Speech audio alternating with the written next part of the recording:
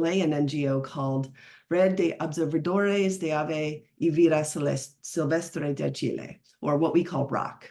He has a PhD from the Universidad de Barcelona and a deep expertise in storm-petrels. And in fact, Fernando helped discover the very first breeding colonies of several, not one, but several species of storm-petrels in the Atacama Desert. So quite, perfect person to be discussing the storm-petrels with us today. Fernando's extra special because more recently, he also started working with Birds of the World, and he's what we call our South American lead. And his role is to develop partnerships in the Global South and in South America in order to develop collaborations on Birds of the World content partnerships. So Fernando, welcome, and can you tell us a little bit more about yourself and a little bit more about these partnerships that you're developing? Yeah, thank you very much, Laura. Yeah, nice introduction. Yeah, I always have loved seabirds, but in particular, I came to this group almost 11 years ago, thanks to the president of ROC, Rodrigo Barros, who introduced me to the mysteries and how threatened is this group. And we went together discovering these colonies in the middle of the Atacama Desert. So I'm completely thankful to him. And yeah, I love to be now in this role in Birds of the World, looking for organizations and individuals that can be interested in collaborating and bringing all the local knowledge from all the Americas and from all over the world, actually, to Birds of the World to reduce the obvious language barriers that currently exist, and also to foster the use of Birds of the World and to allow that Birds of the World has an impact on conservation in the different countries. Excellent. So, well, it's important work, and I really appreciate the fact that you're working with us on this. And I understand you recently welcomed several partners to the fold. Yeah. For example, we just recently welcomed to Aves Uruguay from Uruguay, obviously, and we are about to welcome the Universidad de San Francisco de Quito from Ecuador, which will provide free access to all Ecuadorians, for example. And we're working with several other partners to try to make agreements and try to see the way that we can have more impact in the different countries, Latin America in general. Right. And that is one of the things that it can unlock in these countries, free access to Birds of the World, in order to create this content exchange relationship, right? Yeah. Yeah, great. Okay, so thank you for that. I think we're ready for you to start and teach us all you know about storm-petrels. All right, I'm gonna share my screen then. Can you see that? Just to make sure. Yes, all right. So thank you everybody for attending, and good morning, good afternoon, or good evening, wherever you are. We were glad of having people attending from all over the world, as just the Storm-petrels are. We really expect that all of you are finish this talk or webinar as much in love as I am of this fascinating group of birds, which are the Storm-petrels.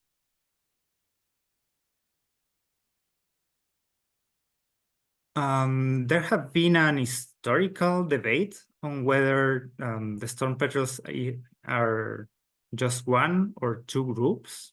And just a long time ago, in the 1882, William Forbes proposed, based on anatomical features, that they were actually two groups, including all those species from the genus Fregeta, Pelagodroma, Oceanites, and Garrodia as a separate family in the family Oceanitidae, which currently we know as southern storm-petrels, and all the species that currently belongs to the genus Hydrobates. He grouped them in the family Procellaridae. Now they are in a different family though. Later, and based on molecular analysis, Sibley and Alquist, in their classic work of DNA-DNA hybridization, they proposed that all the storm-petrels were belonging just to one family. However, subsequent molecular analysis, for example, this one of Steinle and Nunn, based on the cytochrome B gene, proposed that no, that actually is like Forbes said like a century before, and that the species are currently in two families. And this has been accepted in different phylogenies, for example, the one proposed by Shannon Hackett and collaborators. And this is more or less widely accepted by the different world checklists. For example, the Clements one, which is the one that we work with in Birds of the World. So we invite you to revise the family accounts, Birds of the World of both families, the one of Hydrobatidae or northern storm-petrels, in which there are currently 18 species accepted, and most of the colonies are located in the northern hemisphere, as you can see in this map, excepting by some colonies, especially in the Atacama Desert and Peru, for some species. And all the species now belong to the genus Hydrobates. In the case of the southern storm-petrels, or the Oceanitidae family, there are 10 species belonging to 5 genera, and most of the colonies are located in the southern hemisphere, as you can see in this map here, excepting by some colonies of Pelagodroma marina, or the white-faced storm-petrel that breeds in Cabo Verde archipelago in Africa, and the Canary Islands. However, regarding systematics, there are many things that are just being recently solved, or there are things that are not unsolved yet. And I'm going to talk a little bit about this now. For example, only 11 years ago, Peter Harrison and collaborators described this species of storm-petrel, which is called Pincoyas storm-petrel down here in Chile, which apparently breeds probably in the base of volcanoes or in the middle of the forest, but nothing is known actually. And the mystery is not finished here, since just 2 weeks ago, an article in Marine Ornithology came released, finding that there were one individual recorded in South Africa with the same phenotype that the birds belonging to the Pincoya storm-petrel, opening the question on whether the variation within the genus Oceanites is that much that one bird in South Africa can, for example, have the same genotype of a bird of Pincoya storm-petrel, and that maybe all is the same species. Otherwise, it might be a vagrant Pincoya storm-petrel, since procellary forms in general have a high level of vagrancy. So it is not solved, basically. And for that reason, and for many others, in our team from ROC, in this case led by Heraldo Norambuena, we are trying to understand and resolve a little bit with the use of molecular techniques, which are the phylogenetic relationships within Oceanites. And apparently, there are not only 3 species as are currently described. Now is the Wilson storm-petrel, the Elliott's storm-petrel, and the Pincoyas storm-petrel. But we could be actually talking of 7 species. And if this proves to be true, this is going to be more or less the map of the colonies, with one species breeding in the Galapagos, probably, because the colonies are not discovered. some colonies of what is now known as Oceanites gracilis in the middle of the Atacama Desert.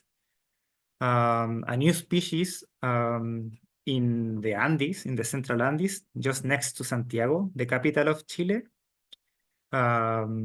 Pincoyae is the Pincoya storm-petrel, which is already described, but nobody knows where they breed. Oceanites chilensis, which could be confined to the Falklands or Malvinas Islands and the Cape Horn. And Oceanites oceanicus is in subantarctic islands, and Oceanites exasperatus just confined to the Antarctica. Of course, the mysteries don't end in the genus Oceanites, and just a couple of years ago, Vicente Foguetañol and collaborators described this species of the New Caledonia storm petrel, Fregeta lineata, and there is a Birds of the World account as well for this species, but almost nothing is known for the species. The breeding sites are almost also unknown, so everything to know. And this also happens until recently for the genus Hydrobates or Oceanodroma, how it was known before. Since there are many cryptic species that they look very, very similar. And the difference sometimes are just molecular, as is the case of some storm-petrels of the Van Rampt storm-petrel complex and the Leech storm-petrel complex. There are certain differences in the songs as well, for example, but yeah. So, for example, just 6 years ago, Becky Taylor and collaborators described the English storm-petrel and the Townsend storm-petrel, despite in the 1980, David Ainley already shows that there were some morphological and differences in the calls. One of the reasons why there is cryptic speciation is because some species are what is known as allochronic, which means that they breed in different times of the year. And this makes that there's some genetic differences by creating genetic barriers, but they don't make morphological differences necessarily. There are also other mysteries with other groups. For example, it is not known if the European storm petrel that breeds in the Mediterranean Sea, which is currently known as Hydrobates pelagicus meritensis, is a different species or not, despite was discovered and described almost 2 centuries ago. So there is a lot to discover yet in this group. This is more or less the map of the distribution of the breeding colonies of the storm petrels. In this case, this map was built by a master's student of myself, Alice Genot. And we are trying to understand some biogeographical patterns of the storm petrels with it. And the storm petrels breed in very different habitats in general.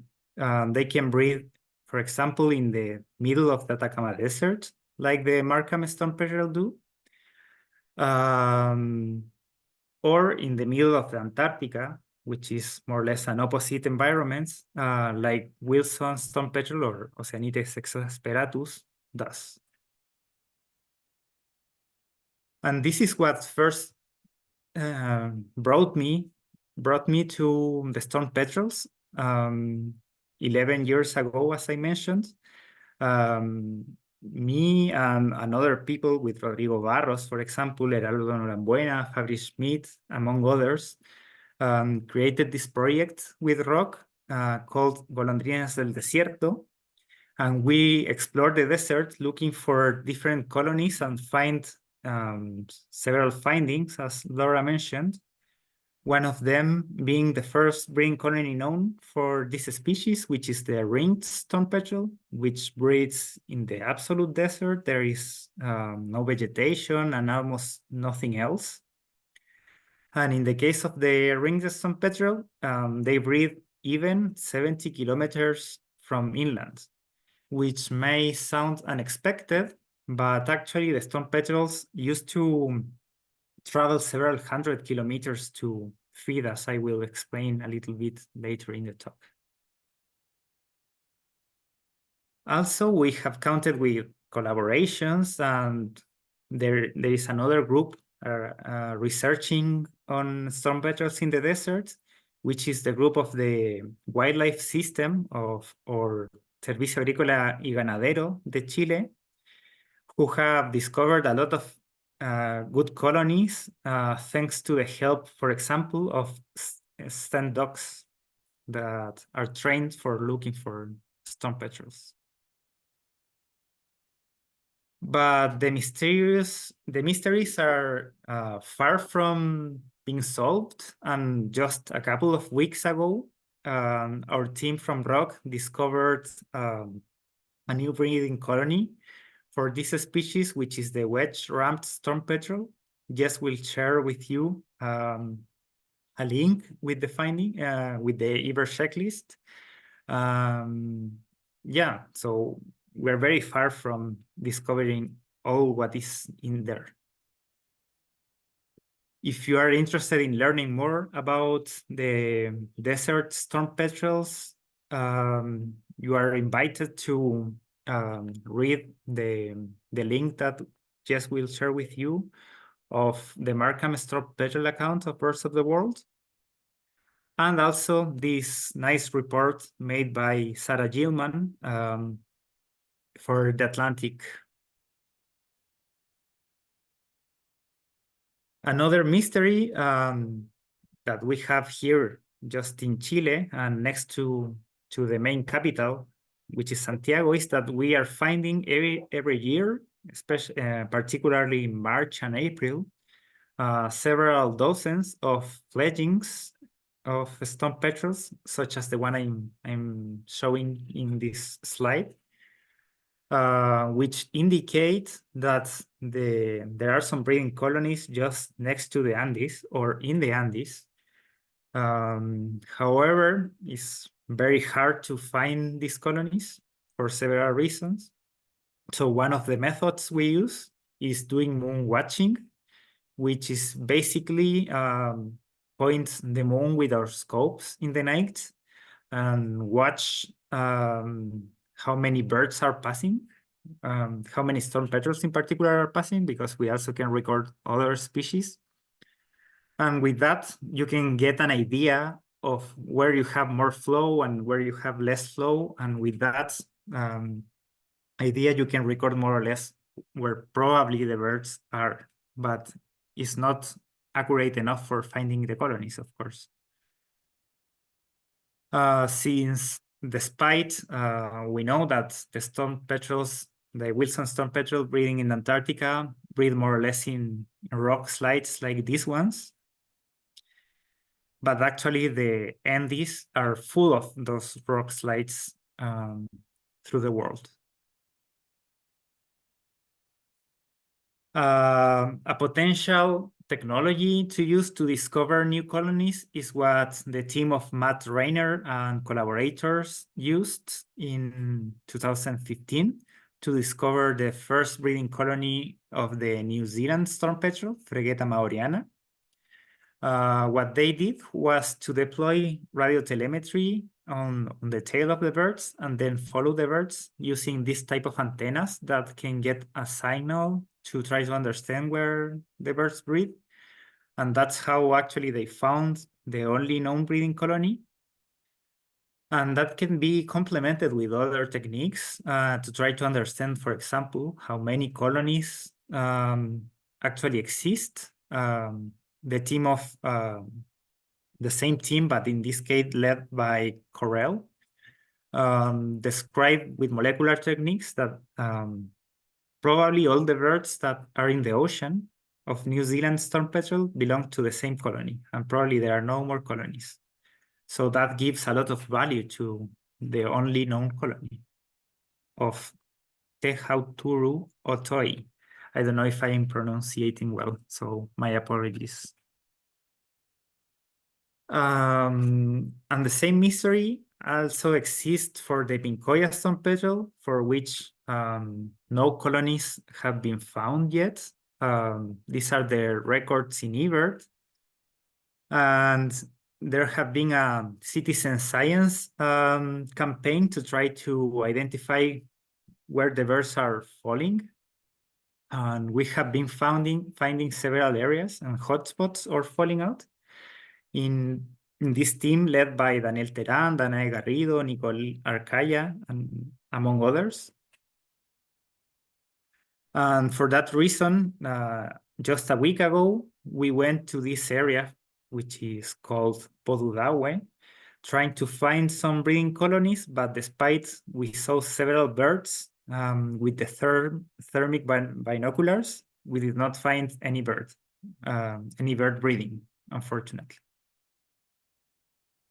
If you want to learn a little bit more about this species, I also invite you to read this BOW account of the Pincoya storm petrel. And of course, that there are many more mysteries. For example, the one of the New Caledonia storm petrel, as I mentioned before. And that's also the case of the band-ramped storm petrel, that eventually can be a new species of this group that breed in the Gulf of Guinea, particularly, probably breeds in the islands of Sao Tome, since some researchers recorded some sounds of birds, of storm petrels in particular, inland in the middle of the forest. But it's that hard to find a nest in the rainforest that can prove to be very challenging. Another type of mystery is where the birds go and how the birds use the ocean, both in the breeding season and in the non-breeding season. And this is the type of tag that the researchers use to try to understand where the birds go. In this case, it's a GPS tag that give you an accuracy of at 5 meters, so give you a high accuracy. And in this case, me with the Seabird Ecology Lab of the Universidad de Barcelona and the Grupo de Ecología y Conservación de Islas de México, which is actually a new partner for Birds of the World as well. We're trying to identify which were the areas used by the English storm petrel. And we discovered by that the birds were not only using Mexican and international waters, as was previously described in the literature based on ship surveys, but actually the birds visit California, just next to the Channel Islands. Almost a quarter of the birds go there. So considering that this is a threatened bird, considered vulnerable, these waters should be protected in order to protect this threatened bird. For all of you that want to learn a little bit more about this species, you can also visit the BOW account. And many other people is working with GPSs right now in the last 10 years. For example, in this article, Andrew Roger learned that the storm petrels, the European storm petrels or Mediterranean storm petrels breeding in Benidorm, are traveling hundreds of kilometers, almost 1,000 kilometers when they are breeding. That's it in less than 3 or 4 days. They travel large distances to forage, and they visit almost the area of the Strait of Gibraltar, which is very amazing. And that's what is happening as well with, for example, the Aves storm petrel and with many other storm petrels that people have been tracking. Another type of tag that researchers are using to try to describe the movements of storm petrels are called geolocators, which record the light levels of the environments. And with that, you can calculate more or less the latitude and longitude of the animal with an accuracy of between 200 or 400 kilometers. So it's very inaccurate, but when you are talking of very extensive areas, like a whole ocean, this doesn't look like so much anymore. And this is what they record. So they record the sunrise and sunset time, and the number of hours per day of light. And with that, you can calculate the latitude and longitude.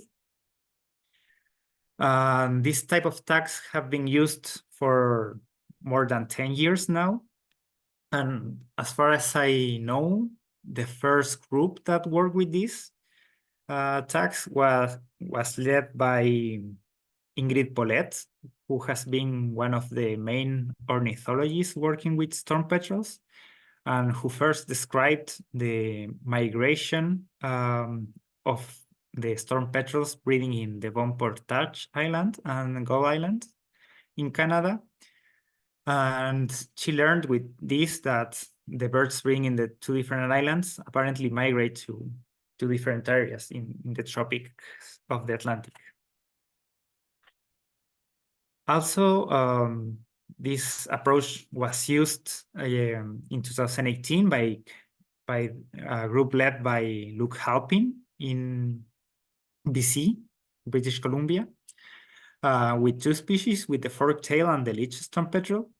In the case of the fork-tail storm petrel, he found that the birds breeding in BC were just visiting the North Pacific, whereas the leech storm petrel are visiting the tropics, more or less in the area of the Galapagos or in the area of Mexico.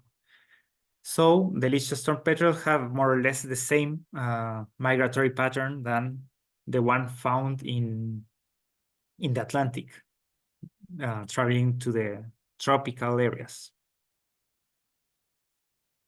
And that's more or less the same approach that me and in the seabird ecology lab used, in this case, in collaboration with Proyecto Vito, a local NGO from Cabo Verde, for describing the migration of the white-faced storm petrel or Pelagodroma marina, in which we understood that the birds breeding in Cabo Verde don't visit the area of the coast of North America. It was firstly thought that these birds are the ones that visit the waters from New York, Maine, and southern Canada, but apparently are not, since all our birds visited the area next to the Azores. And with the same information, we also learned that the areas that are visited are very unprotected, are not planned to be protected as well, because are not defined as key biodiversity areas. So if we want to protect the white-faced storm petrel, we should put here in this area a key biodiversity area. And another cool fact that you can learn thanks to geolocators is the activity patterns and the amount of time that the birds spend in the water. And since with that information, you can learn more or less when the birds are more time in the water, you can also learn when they are probably molting their flight feathers, like the wing and the tail feathers. And with this information, we learned that probably in the case of the white-faced storm petrel, they are probably molting between July and August. Now, regarding another topic, the interspecific relationships of the storm petrels, this is more or less known. But for example, this information wasn't described, that the fact that the peregrine falcon can prey on Elliot's storm-petrel and was just described by taking a picture and uploading it to eBird, and that's already in the Birds of the World account, for example. But this wasn't described before, so there are things to describe. One of the type of predators that usually prey on storm-petrels are gulls, especially of the genus Larus. For example, in this case, the yellow-legged gull feed a lot on European storm-petrels. In this study described by Daniel Oro and collaborators. But this doesn't happen just here, but also happens, for example, with the storm-petrels breeding in Guadalupe Island by western gulls. Another group that usually feeds on storm-petrels are owls, as was described in this article by Ingrid Polet as well and Schottler, in which they describe that the great horned owl love to eat leech storm-petrels. And in Guadalupe, that's also the case with the burrowing owl, which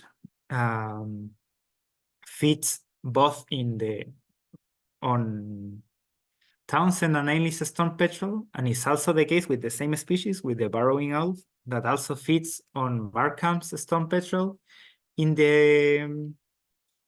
Chile, in the Atacama Desert. So in the end, the message is that apparently owls love storm-petrels because probably are very fatty and very rich content food. There are other a little bit more unexpected relationships.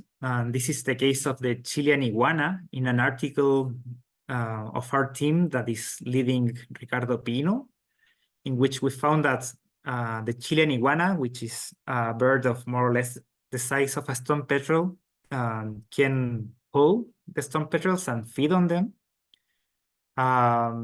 Which brings us the question, and we have been discussing with Rock, of how important storm-petrels are in the middle of that Atacama Desert, especially when there are no vegetation. So maybe the storm-petrels are bringing an important amount of nutrients to the environment, which actually can be the support of the trophic web.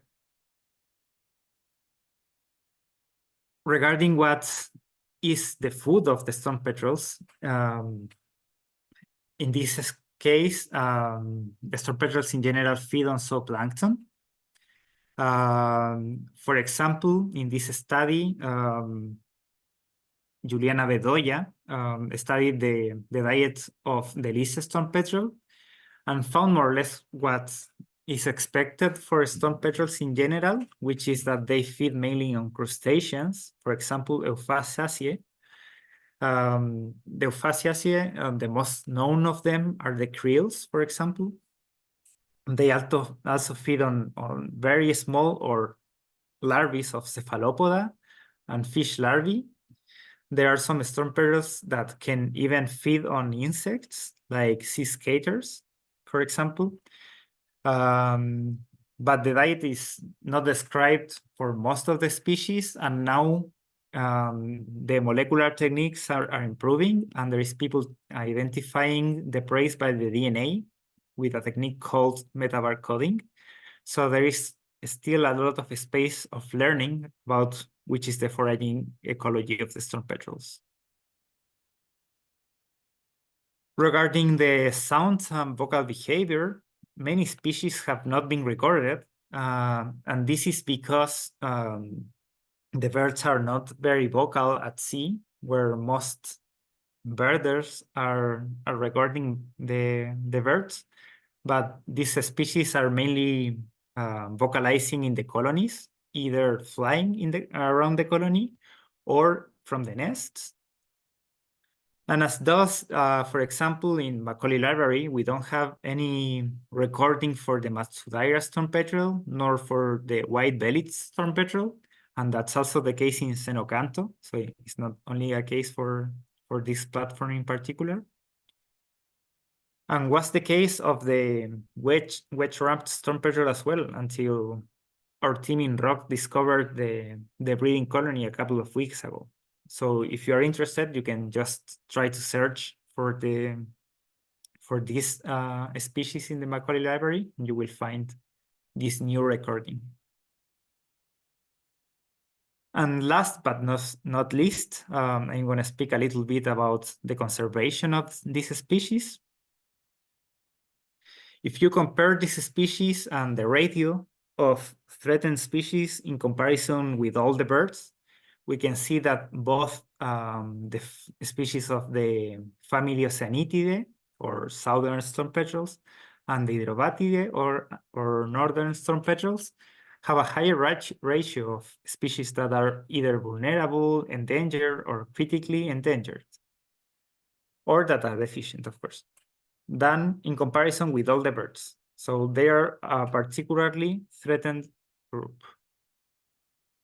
And this can be seen in the trends of the species that are known. In this case, Ornithologists and collaborators made a study in which they learned that the population of Wilson storm petrel breeding in King George Island in the Antarctica is currently crashing, mainly because of climate change, apparently.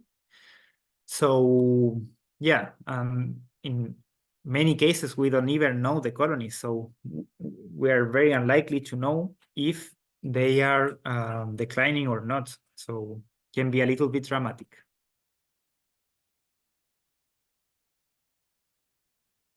The drivers of the population decrease for storm petrels are not specifically known, but are probably the same ones that for petrels and shearwaters in general, which are led by invasive species like pollution, climate change, etc., as was described in this study by Iram Rodriguez and collaborators. And it's the case, for example, for the Guadalupe storm petrel, which is maybe extinct or at least critically endangered due to the introduction of rats, cats, and goats in the Guadalupe Islands. And this species is one of the target species for the program Lost Birds of American Bird Conservancy. So eventually we will have some good news in the future, hopefully. And if not, well, we at least will know which the status is, at least for the species. And the second main threat probably for this group is the light pollution. In this study led by our colleague Rodrigo Silva and many other people from Chile, we described that there are several thousands, actually, of birds being affected by the light pollution in Chile, in northern Chile, in the main cities such as Arica, Iquique, and Antofagasta. And for example, this also happens in salt mines who export salt to melt the snow from the US and Canada. And we have several dozens or hundreds of birds affected per day. As you can see in this box, these birds were collected just in one day in the Atacama Desert. But fortunately, this is changing a little bit, and now we have a specific law to regulate the light pollution in Chile, which is being updated, which was updated just last year. And the law mentions that that close to a colony of storm petrels in general, you can't have light pollution. You have to be within certain guidelines, which helps a lot to avoid the impacts. So we expect that this solve a little bit the problem. And this is not a problem only in Chile. For example, the team led by birds and collaborators found that this is actually a problem as well in Newfoundland Island in Canada for the leech storm petrel, with several hundreds of individuals being affected. But fortunately, there is a big group now in the world trying to face this threat, and is trying to identify different options to learn a little bit more about how to manage this problem. And for example, in this study led by colonies and collaborators, they found that the birds are mainly affected in the new moon. So for example, if we make campaigns for collecting birds, they should be collected in the new moon. And if we want to avoid that, I don't know, there are big events such as soccer play also should be when there are less probabilities of falling, such as in the full moon, etc. And in Chile, we're finding more or less the same pattern for all the species. So apparently, this could work either in Canada or elsewhere.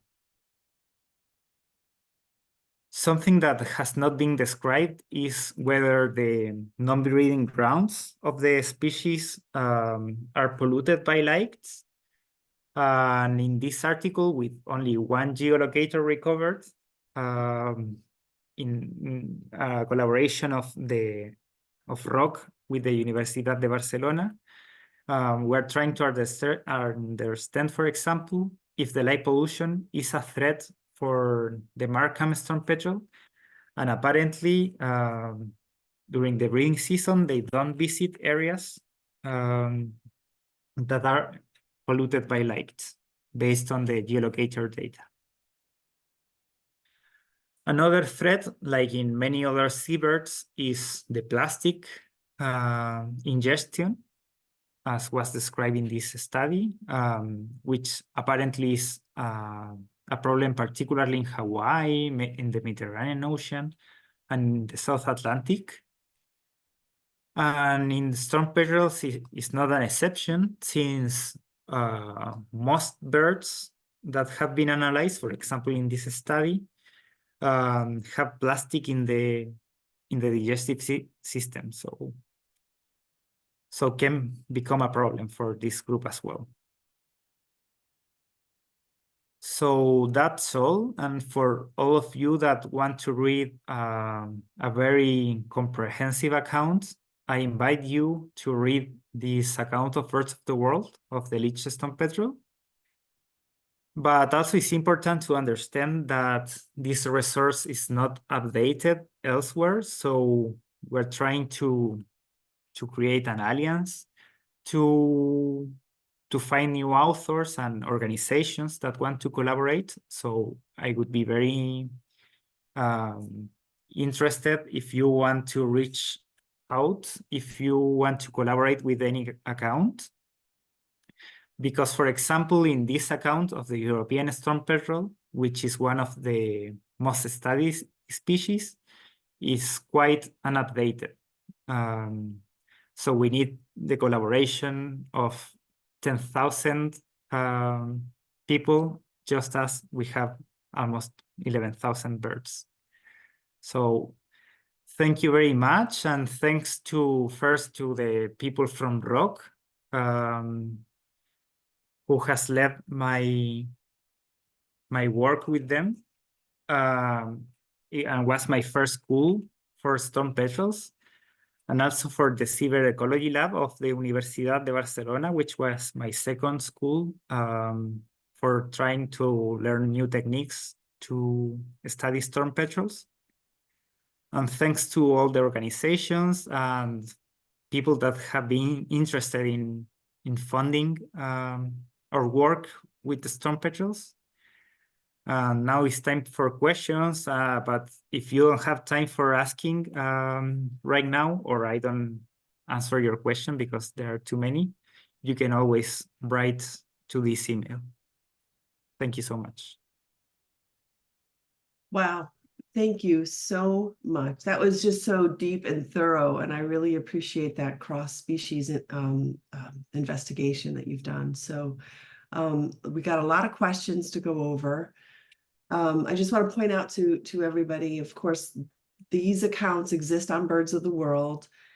So if you can, maybe you're in a country that has open access to Birds of the World. If you're not, there are ways you can purchase a subscription to access it. If you want to kind of examine the storm petrel, storm-petrels kind of all at once, I want to remind you that you can hit the Explore Taxonomy button and then search for storm-petrels on that page. You kind of can see all of those species at once and flip through them. So great science presented today. I want to just start. My first question is really going to be a birding question. Okay. Yeah. Ask you, how can I see a storm petrel near me? Does it require a pelagic boat trip? How do we find, how do birders best have a chance of doing that? Yeah, there are many ways. Storm petrels in general are not so close to the shoreline. Mhm. So eventually you can see them through sea watching. I have, for example, in Chile. But the most recommended way is actually doing a pelagic trip, which use chum. And in particularly, if you can use fish oil, the birds will be even more attracted to the fish oil because storm petrels love that. Okay. Yeah. Good to know. Excellent. I want to remind everybody, if you wouldn't mind filling out the feedback form before you go, that would be wonderful. But let's get into some of the questions. You did cover a lot of the technology that you use or various groups use to study them. So what new technology has helped storm petrels at night? And do acoustics play any part, or does heat detection or night vision? Yeah, acoustics can be used for some things. For example, for describing in detail the phenology of the storm petrels, because they are quite vocal. If you install them in a place that you know where they breed, they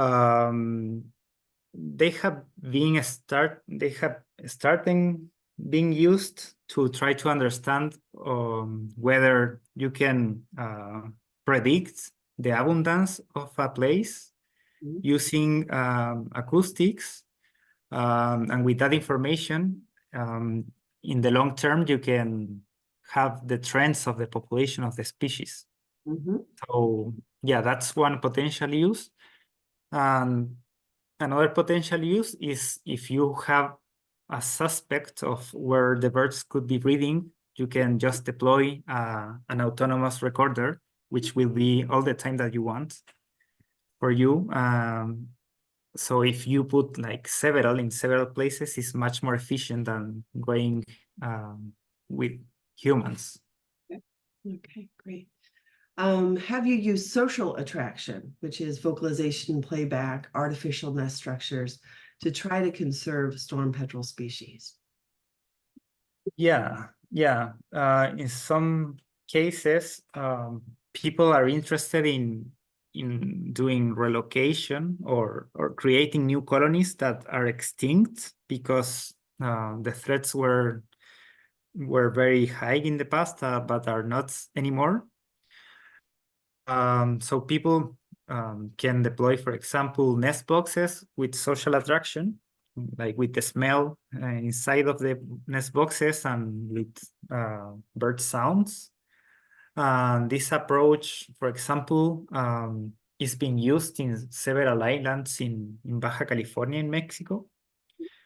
And we're trying to use the same approach in Chile, in the Atacama Desert, to try to understand whether we can help creating colonies for storm petrels.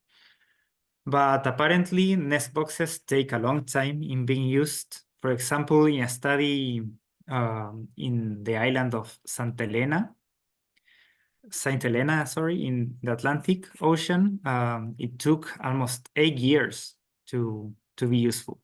So it can take a long time, and you have to be very patient. Understand that. What special challenges are involved in identifying the nesting sites of recently described Pincoya storm petrel in Chile? Yeah, that's a good one. Yeah, we don't really know where they breed. We have several ideas, of course. One of the potential ideas that we expect to use is to deploy GPSs that can be downloaded remotely, like from 500 or 600 meters apart of the bird. So maybe we will deploy the GPSs if we find areas that are in the route and that you know that the birds will come back at least at 500 or 600 meters from there. And we will deploy the GPSs there. The problem is that we don't have funding for that right now, but apparently we will in the next years at least. So we expect to find at least the Andean storm petrel that way, and in the future, the Pincoya storm petrel in the same way. Great. Can you describe what conditions that you're looking for the desert nest? Yeah, yeah, we expect places with cavities, but we are quite open to options since seabirds can give you such a surprise. I don't know, in the States, for example,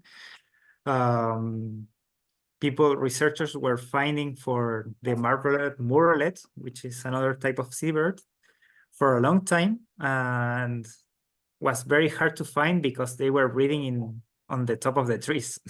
So maybe in the case of the Pincoya storm petrel here in the temperate forest, they could be breeding in the alerces, in a type of tree that is like a sequoia.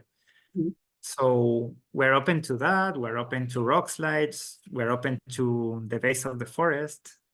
Could be anything in the end. Yeah, that's fascinating. Okay, great. Are the ranges of Ainley's and Townsend storm petrels known? And if so, where do they extend? Yeah, in the collaboration with the team of the Universidad de Barcelona and GESI, we deploy GPSs and geolocators, and we have 2 articles in review, actually from my PhD. Oh, yeah. And in both of them, we are trying to describe the ranges. In the case of the geolocation, and which is for the non-breeding season, we found something very unexpected, which was that the Aves storm petrel, when they migrate to the north of Hawaii, actually. And always was thought that they migrate to the Galapagos. So it's very, very unexpected. Yeah. Yeah. Great. So somebody would like to know if storm petrels are related to Bermudan petrels. Yeah, they are somehow related. They are not in the same families, but they are in the same order, which are the procellariforms. And they share some anatomical features because they fly long distances. They have to eliminate the salts, for example, because they only feed on the ocean. So, yeah. Let's see. Is there any need to split species based on molecular data alone for which species are cryptic? I'm not exactly sure I'm understanding that. Wouldn't such species co-occurring together be able to breed and produce viable offspring? And are there any behavioral differences between such cryptic species split based on molecular? Yeah, a lot of information is needed, and molecular techniques are probably not enough and are just one of the methods. Regarding if they can produce offspring, that definitely deserve a study. And you can study that, for example, as we did in Cabo Verde for the Cape Verde storm-petrel, trying to ring all the birds that breed in one season and ringing all the birds that breed in the other season, and trying to see if there are certain exchanges of individuals. And if you find that there are some birds of summer, let's say, summer breeders that are recorded in winter, probably they are the same species, because there could be gene flow between the populations. Okay. Great. Somebody would like you to re-explain the lunar solution, kind of. Yeah, the moon, well, it's not a solution, but it's just one input that can help you to manage the problem. In this case, by identifying that the birds are falling much more in the new moon than in the full moon, it means that you have to focus in regulating the light pollution and gathering the birds, rescuing the birds in the new moon, or in when the moon is less illuminated. It's just that. Right. Hope that helps, Don. So European and Leach's storm petrel are now in the same genus, Hybrobates, and Yeah. Oceanodroma is gone. Yeah, it's gone. Yeah, there is certain debate on whether this should still be just in Hydrobates, or if actually should come back to 4 or 5 genera. So that's one of the mysteries that is not solved yet, and probably people is gonna work in the next decade at least on that. Okay. Are there any priority areas for protection of storm petrels right now? Or Yeah, well, at sea, 70% of the planet. at sea, there are many areas that are not protected, and we are just learning which are those areas now that we have miniaturized tags like GPSs and geolocators. This option just got open in the last decade, so it's a lot of new information. Regarding breeding colonies, well, at least in Chile, there are many colonies that are not protected still. But many other colonies are being fair. Many other colonies are protected in the world. For example, in Galapagos or in Cabo Verde, there are many protected colonies, in Canary Islands as well. So yeah, it's more or less half and half. Okay, sounds good. What is the range of daily travel distance among storm petrels? Hello, Christina. Daily travel, it depends a little bit on the breeding stage, if the birds are incubating or not, or if they are migrating.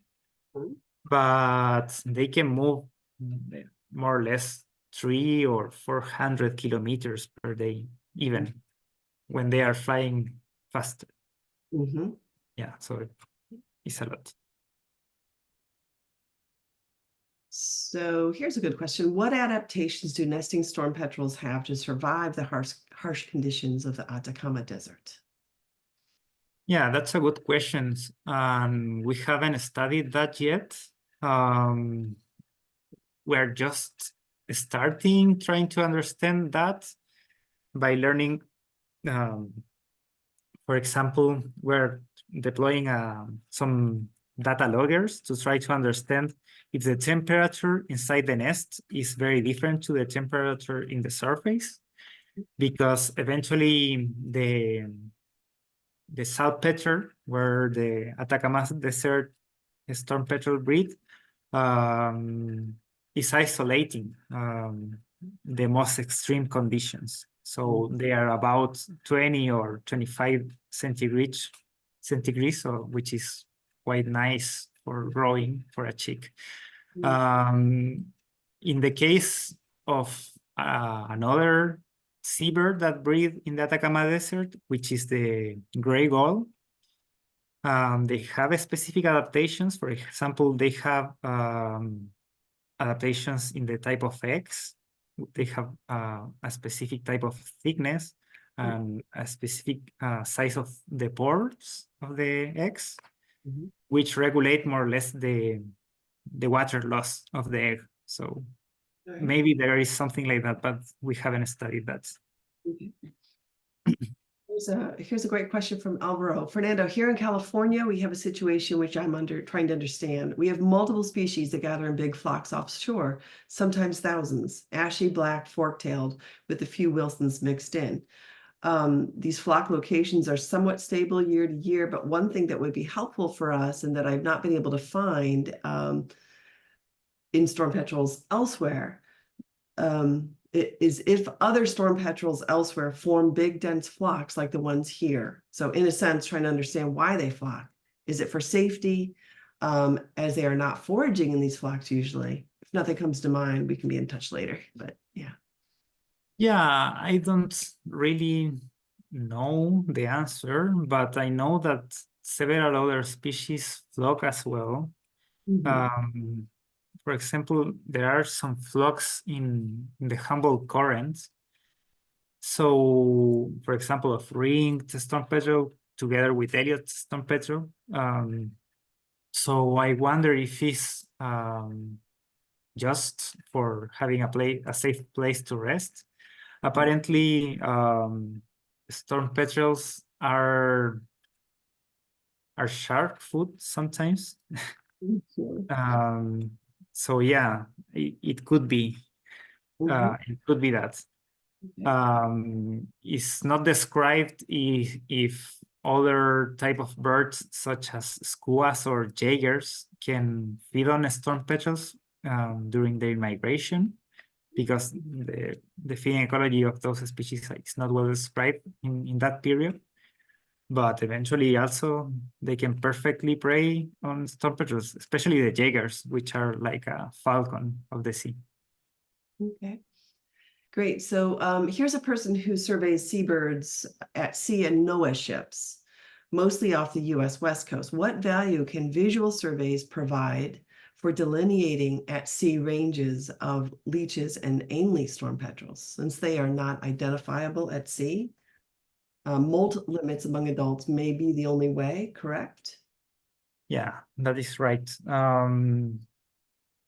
There were a paper that just came like a year ago in the journal Western Birds that was describing a little bit how to identify the Ellis storm petrel based on the molt limits. And you also can read a little bit more about that in the BOW account. In that case was written by Peter Pyle. And definitely would be valuable, since there are many leech storm petrels, many birds that we identified in the past as leech storm petrels at sea that might be eventually Townsend or Ainley's storm petrels. So it's time to try to understand which the actual range is, since despite we describe the range with geolocators, they just came from a few birds. Was the range of like 5 birds, and also was from just 1 year. So there might be some variation in the distribution at sea. So definitely at sea records can still be very useful. Okay. Is this related? What are the oceanographic factors important for defining where the storm petrels feed? Yeah, that's a good question, and probably depends a lot on the species, actually. Well, that's a typical biologist reply, but You're allowed. yeah, this has been described a little bit better for the case of the European storm petrel. There is a paper of Federico Di Pascalis that you could be interested in reading, that describe the specific oceanographic conditions that they look for. And apparently they could be looking for what is called fronts and eddies, which is an oceanographical feature. Okay. Fronts and eddies. So yeah, but if you want to learn more in detail, I recommend you to read about that article from Italy. Great. All right. Well, there are more questions, but I think we have to wrap up. So Fernando, can you tell us your Gmail again, just in case anyone would really like to continue the conversation? Yeah, it's my full name without the second name though. Well, in Chile we have two names and two last names. It's Fernando Medrano Martinez with Z at gmail.com. Great. Well, thank you so much for this. So you're going to be at the 7th International Albatross. Let's see, you're going to a meeting. What's the name of the meeting again?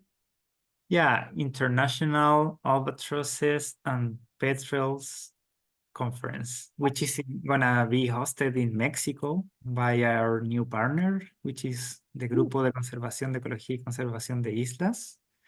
A lot of people is gonna be around there, and I will be giving a workshop for authors that are interested in collaborating with birds of the world. And also I will be talking a little bit about different results of the Guadalupe Island storm-petrels. And when is that happening? It's in May, by the second half of May, yeah. So great. So to our audience, one more time, if you could fill out the feedback form, let us know what your thoughts are about topics for the webinar and how long really works for you. Are these longer ones a problem for you, or is it okay? Yeah, so next month in March, we're going to be hosting a Cornell postdoc named Bryce Robinson. He's going to be speaking about red-tailed hawks. He's done a lot of research on red-tailed hawks. So we're going to be understanding a bit more about that complex. So let's see, is there anything else that you'd like to end with? We really appreciate the depth of your expertise here. It's amazing. Yeah, no, thank you very much for the invitation.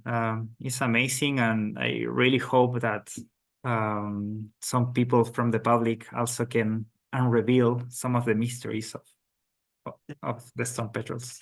Keep your eyes to the sky, right? Yeah. Okay, well, thank you so much. I appreciate you being here, and thank you to everyone, and we'll see you next month in March 22nd, I think. All right. Take care. Bye. Bye.